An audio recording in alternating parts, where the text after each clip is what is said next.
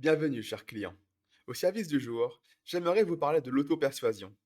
Vous savez, ce phénomène où une personne veut tellement croire quelque chose qu'elle va interpréter tout ce qui se passe autour d'elle comme des signes qu'elle a raison. Un peu comme la légende selon laquelle la file qu'on choisit au supermarché est toujours plus lente que celle d'à côté. Cependant, l'auto-persuasion peut être très dangereuse et nous pousse à rentrer dans des croyances néfastes. Parfois même, cela peut être dangereux pour les autres. Et c'est justement ce dernier cas que je vais vous présenter ici, à travers une vidéo TikTok d'un homme trans, et donc d'une femme biologique, de 27 ans. Tenez-vous bien, voici la vidéo en question. Hey, Riley. Mommy has a question for you. People keep asking, and so I thought maybe you could answer instead of mommy.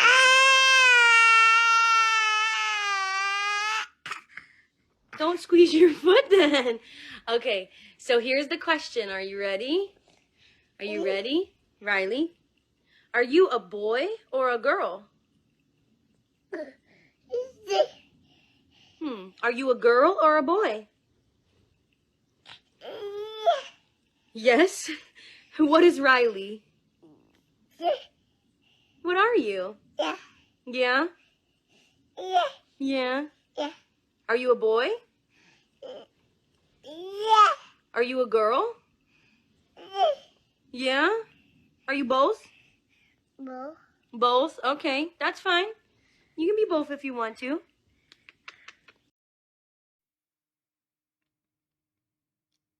Est-ce que vous comprenez où je voulais en venir avec mon histoire d'auto-persuasion? Cet enfant ne fait que répéter les mêmes sons et les mots de sa mère, rien de plus. Et pourtant, pour cet individu, ces simples bruits sans sens profond sont la preuve irréfutable que le bébé affirme être trans.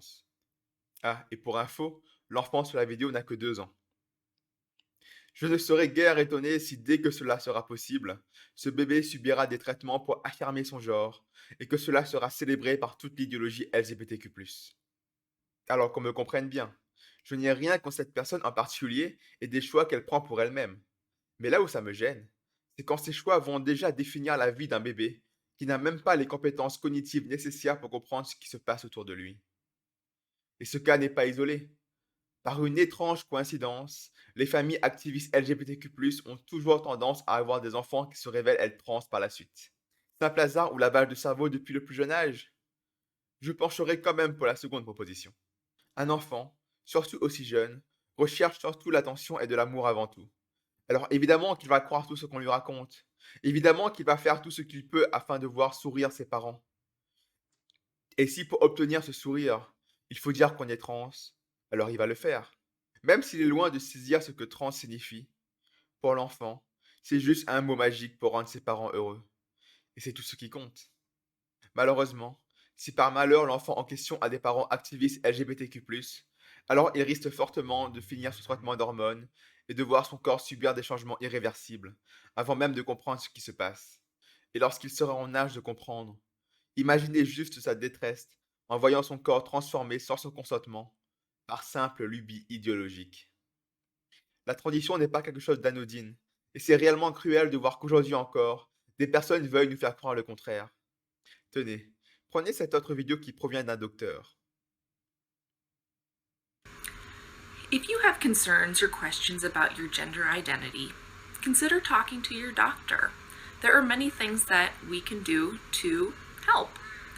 First of all, there are reversible medications that we can give that can help stop puberty where it is and let you explore your gender a little bit further.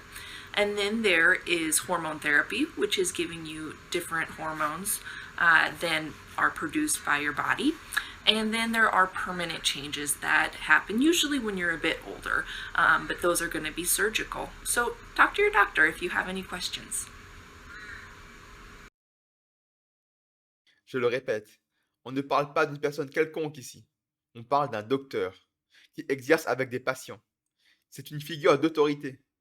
Et voir cette personne, en qui sans doute beaucoup font confiance grâce à son métier, propager le mensonge que les bloqueurs de puberté sont complètement réversibles et juste abjects.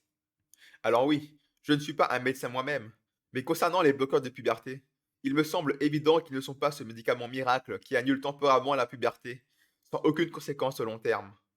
Qu'on le veuille ou non, Notre corps grandit avec le temps. Empêcher artificiellement les attributs sexuels de se développer en même temps que le reste du corps a forcément des conséquences. C'est juste le bon sens. Et oui, comme je l'ai dit, je ne suis pas un médecin. Donc ma parole n'a aucun réel poids là-dessus. Après tout, parfois on pense que certaines choses révèlent du bon sens, alors qu'on se trompe. Alors je vais moi-même faire un appel à l'autorité ici, et je vais vous lire une partie du rapport du comité norvégien d'enquête sur les soins de santé datant de mars 2023. Selon les directives norvégiennes actuelles, les jeunes peuvent recevoir des bloqueurs de puberté au stade 2 de Tanner, des hormones sexuelles croisées à 16 ans et des interventions chirurgicales à 18 ans. Le rapport note que ces interventions largement disponibles sont irréversibles, comportent de nombreux risques et reposent sur des preuves insuffisantes. Ici, on parle d'un comité d'enquête sur les soins de santé.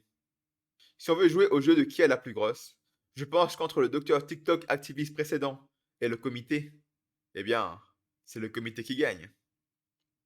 Et la Norvège part de loin.